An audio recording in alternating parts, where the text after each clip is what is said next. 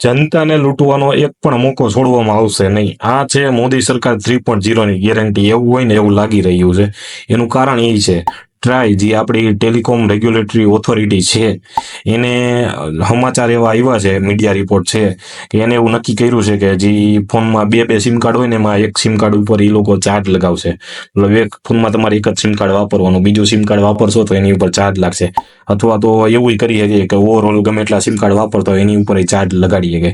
એનું કારણ એ લોકો એવું કહે છે કે એનાથી આ બધી જે સિમ કાર્ડની જે ઓલી છે પ્રવૃત્તિ હોય એ બધી ઘટશે. હવે મારે આમાં સરકારને એટલો જ સવાલ હતો, જો તમારે એક ફોનમાં એક જ સિમ કાર્ડ હલાવવા દેવું હતું તો તમે બે સિમ કાર્ડ લાગે ને એવા મોબાઈલને જ પરમિશન કેમ આપી? આનો જરાક જવાબ આપજો.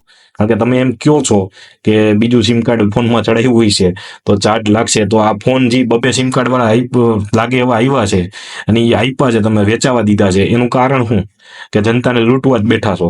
જનતાએ જરાક જાગો. આવડા ક્યાંય મૂકવાના નથી. તો ઓલું જ કહે ને, શ્વાસ લેવો ને તોય પૈસા લાગશે, આ એવું જ છે.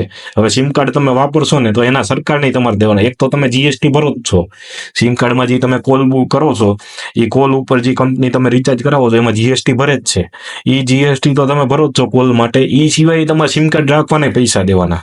આ જબરું કહેવાય. ક્યાંય લૂંટવાનું આ લોકો મુકતા નથી. એટલે જનતાને કહું છું જરાક જાગૃત થાય. તમારા નેતાના કાન પકડાવો.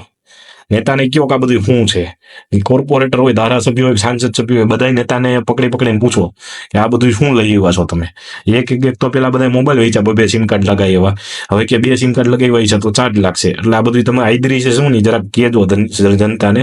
અમને જનતાને ખબર પડે કે તમે કરવા શું માંગો છો.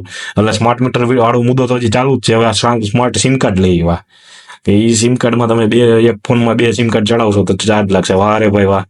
એટલે જનતાને કહું છું જરાક જાગૃત થાવ અને બહાર નીકળો, નકર આવડા તમારા પતરાય નહીં રહેવાથી. ધન્યવાદ. જય હિન્દ, જય ભારત.